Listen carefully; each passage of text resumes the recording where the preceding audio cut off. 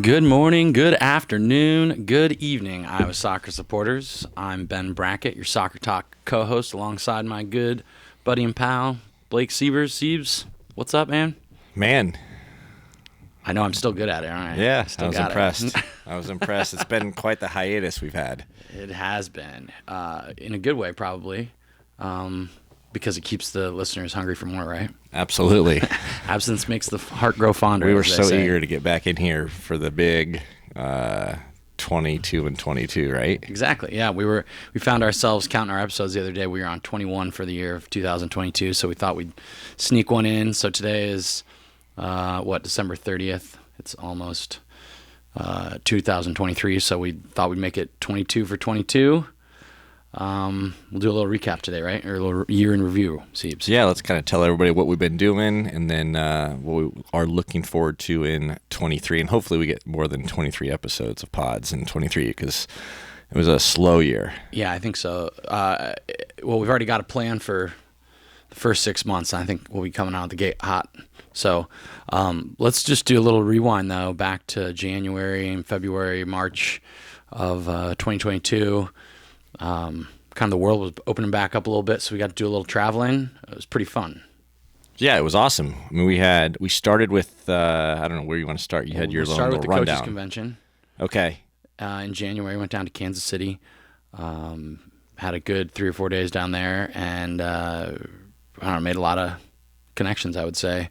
It's funny, isn't it? Too, like party. And we're in Des Moines, and we don't see a lot of our Des Moines friends, but we saw them all there.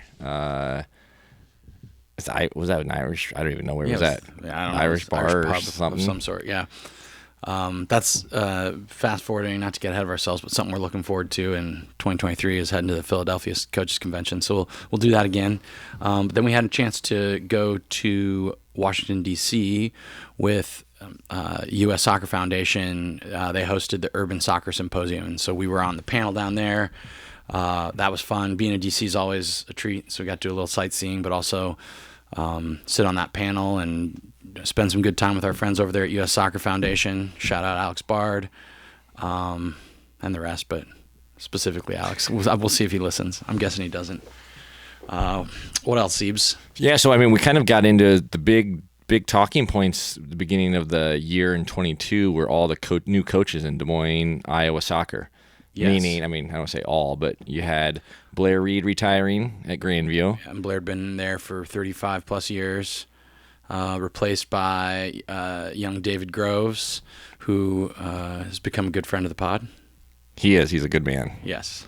He had a pretty decent first season at the helm, and it sounds like there's going to be a lot of positive kind of I don't know, changes going forward. Yeah, they definitely tapped into the local market back again. So he's got a lot of local boys. We had Freddie Muniz on, local guy, and then we had we didn't talk to him on the pod, but Lucas Newhart. We talked to him at. Was that at half? Was it a state game or Ankeny game? It was the Ankeny Centennial Derby. Battle at the pitch. That's they right. almost set the record, but unfortunately, it was like 20 degrees. Yeah, that didn't help. But yeah, so that was the change at Grandview. Then big change at Drake. Gareth Smith stepped down and was replaced by Pat Flynn, also a good friend of the pod. And he's got a strong assistant there in our buddy Kyle Smith. And they were the staff of the year for the MVC, right? So I would say they had a good first season. Yeah, absolutely. They did really well and got a bunch of good results. And unfortunately, obviously, bowed out early in the conference tournament, but made it exciting again, at least for hopefully some of the Des Moines community. Yeah, I was going to say, I think as you're, speaking for you as an alumni, I know you guys were excited about it, but as a local Des Moines guy, I'm pumped. I love being able to actually go see some good soccer. So there was that. We kind of broke some news, but we couldn't break the news right at the convention with the Menace. Oh wait, you should also mention there's going to be some local guys. We can't say who, I don't think, but some Iowa boys playing for Drake next year. Yeah. I don't know, like. We can just say that we know there's. There you go. There you go. Yeah, that's so all we don't get ourselves in trouble. Yeah, I just was saying. I know, which is exciting too, because it's been a long time since there have been Iowa boys going there and making a contribution. So hopefully we'll get to see that next fall. Or we could just list them and see if anybody listens and see what happens. No, sorry, I didn't mean to interrupt you on the Dean Johnson thing, but I just wanted to highlight that quick since you mentioned it for Grandview as well. But yeah, Dean Johnson, we did kind of break the news about him as the new head coach, right? I guess kind of. We were in like a dodgy, slushy bar in Kansas City, and it was freezing cold. And our good buddy that we had on the pod a few weeks later as an Iowa soccer legend, when we had to re-record the pod from 21. Oh, Charles. Was co-GM of the year, Charlie Bales. Yeah, that's right. Shout out to Charles. So yeah, we had a as like we're saying, a pretty fast start to the year. A lot of excitement. And then I think when was Atlanta in there? Was that pre-high school?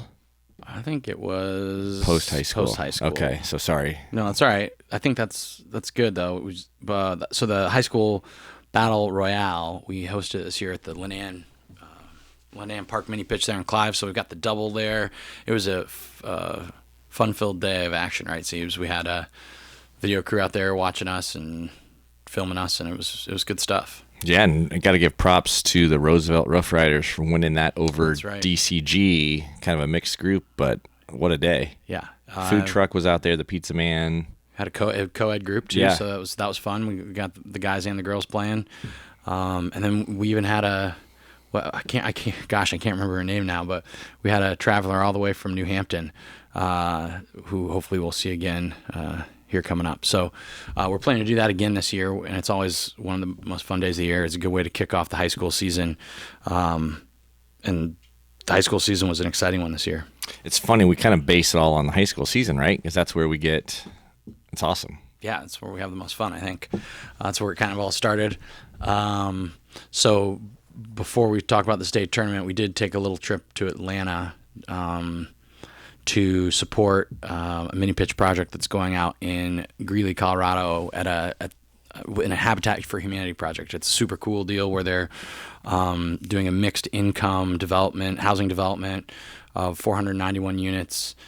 So it's massive, right? And then the centerpiece is going to be a mini pitch there that we're kind of working to help make happen, and hopefully in conjunction with the Colorado Rapids and our friend Andrew Cooley out there. Yeah, I mean, the biggest habitat development in the country, and then a double mini pitch. Like, what more could you ask for? Yeah, it was a really cool conference too, just from a learning standpoint. I think we learned a lot, and hopefully that's something we can weave into our work here in the future.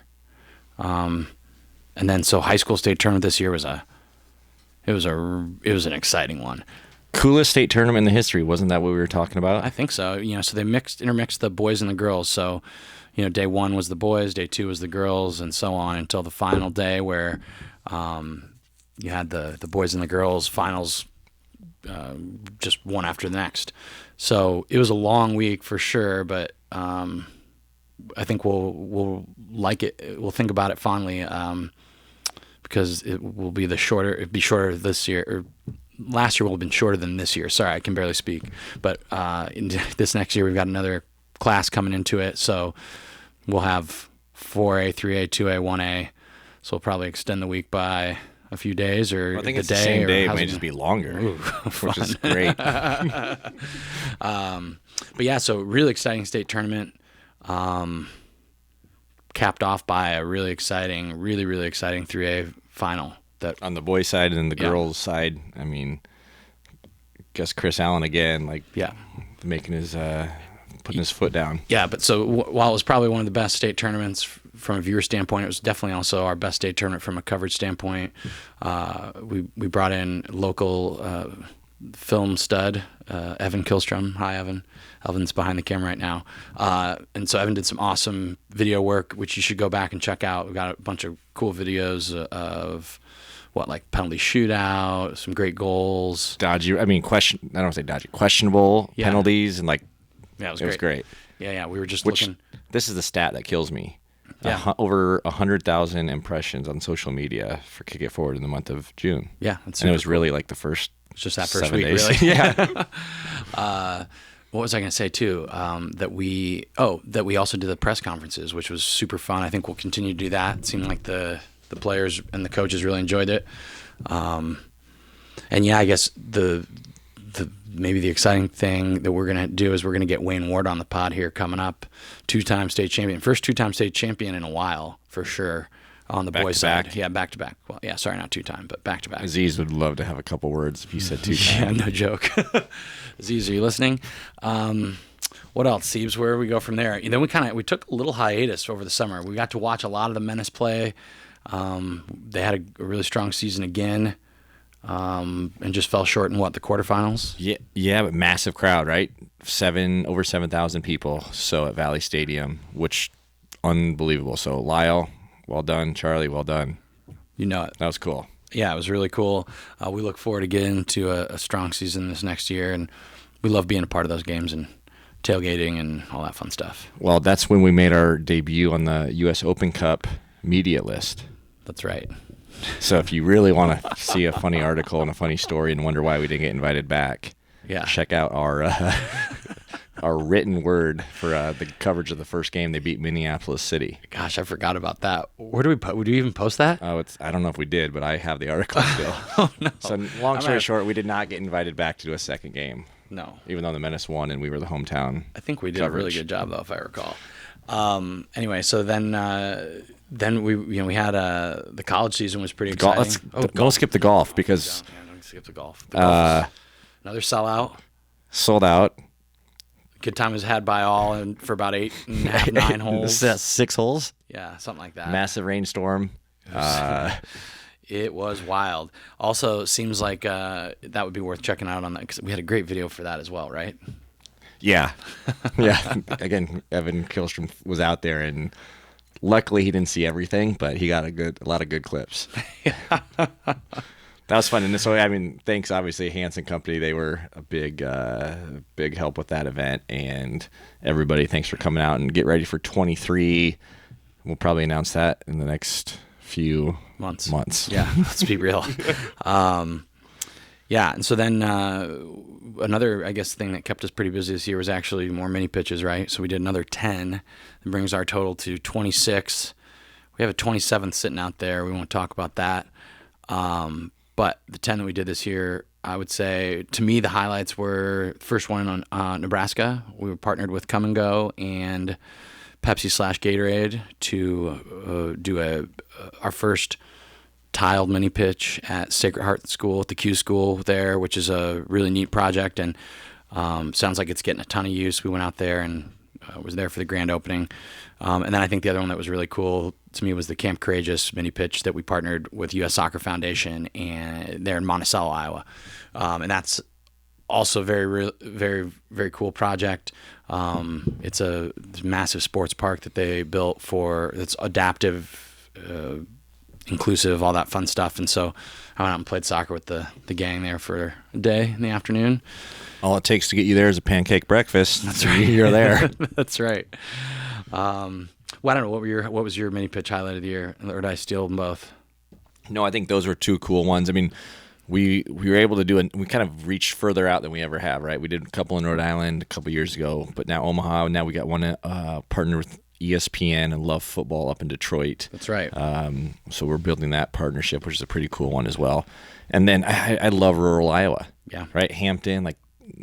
I don't want to say middle of nowhere, but middle of nowhere. Yep. Storm Lake is a cool one Yeah. as well. Another, I think Sioux City, I could go on. Sioux City wanting a second one because there's so much demand is awesome. So, yeah. Well, in the city of Des Moines wanting they're up to 6, 7 now. Yeah, so it's awesome. And then, like I said, you said the double at Harding, like that's a cool one. We've done a ton of programming there. Oh, with the Iowa great Clinic. segue, Sievers, because that was what I was. Is that next on your list of the rundown? So. Yeah, the Harding double there that we did with the Iowa Clinic Foundation and with Des Moines Public Schools for that matter, super cool project there at the middle school. And so then we've started doing free programming once a week. In second semester, we're going to go 3 days a week, twice in the morning and 1 day in the afternoon. We've partnered with Des Moines Soccer Club and the Drake men's soccer team to staff those, which is pretty exciting. And we're being funded by United Way, which is also exciting. We should have shouted out some of our funding sponsors for the mini pitches, right? Yeah. U.S. Soccer Foundation was one for sure. Musco always. We worked with Mid American Energy this year, Delta Dental. I mentioned Iowa Clinic Foundation. Come and go again. Well, we had a massive. I mean, we'd be here all day, but in Pella at Lincoln Elementary, we had. You want to talk about corporate, but neighborhood, local support, unbelievable with the Kuiper Foundation, Pella Windows, Vermeer, yep, Cargill, Culver's, like again, Mike Bukite has got to get a shout out there. Yeah, that's true. Scott Treff, so yeah, so all these mini pitches have their own little story, and we try to tell them. But if you're ever curious about one, let us know, and if we didn't shout you out today, it's Blake's fault. And we're looking for more sites. That's true. 99 in 99 counties. They're coming. Valero's over there in Storm Lake. We just we forgot to shout out Valero. We've got a big check from them sitting there. Webster City. So Carroll. Yeah. Did you say that? No, but that's one in the works that we're working on. Yeah, a lot of action. Toledo. So yeah, so we get into the fall. We go to a couple games of the week in the college, right? Yep. Evan went down to Simpson to do a couple boys and girls game. We were at Drake, Grandview, which was awesome and great. Yeah, and then sort of finished the year off with a lovely World Cup. Had a tournament. It was our first tournament that we hosted that was, I guess pay to play essentially. We did it at a low cost rate, but we learned a lot of things for sure. I think we'll try to do it again. We did it at the Horizon Event Center, which is a great venue. Hopefully we'll figure out the goals a little bit easier next year so we don't spend 2 full days moving goals. But either way, it was good times. And then World Cup watch party was a great little end of the year, right? Yeah, I mean, culminating, it's interesting because the one thing we skipped over was the coldest U.S. World Cup qualifier in the U.S. history that we went to up in Minnesota in February 2nd, 5th, 3rd, something like that. Matt Turner ends up getting frostbite, doesn't come out, but that was a cool, fun. Yeah, so cool experience that then kind of segues into the World Cup here. Timing is perfect right now. The World Cup with great final, King Leo, Messi crowned, finally as world champion, and what a way to do it. Best final in history, and he was the man. Yeah, for sure. And had a great group of friends and family and a lot of people at the loft. We probably had almost 50 people, I bet, which was awesome. So ran out of food before the game kicked off, which wasn't great. Jen was pleased, wasn't she, Siebes? What else? What we got? I think, what are we looking forward to in 23? More mini pitches for sure. I'm looking forward to doing some more free programming this winter. High school season's always it'll be interesting. The boys adding that 4th class, but the girls not.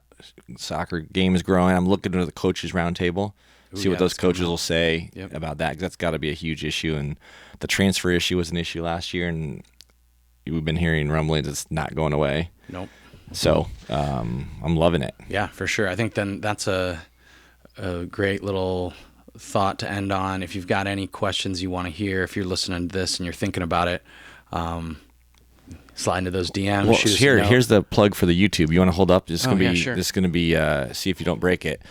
If you're listening, jump on our YouTube channel. Subscribe. Yeah, move it, tilt it down a little bit. Ben's showing you guys a little mini version of the mini pitch. Yeah. Supporters Club. We haven't forgot about you. We got stuff in the works. Yeah, some cool soon stuff. It'll come, and different swag. We'll be getting it out there. And there's a couple people that we still need to get stuff to from last year, but it's in the works as well. We love you. Well, we met our goal for time, and we're not going to go too far over. So thanks everybody for your support, and if you're actually listening to this, we love it. We're glad that you listened this far. Happy New Year. Happy New Year.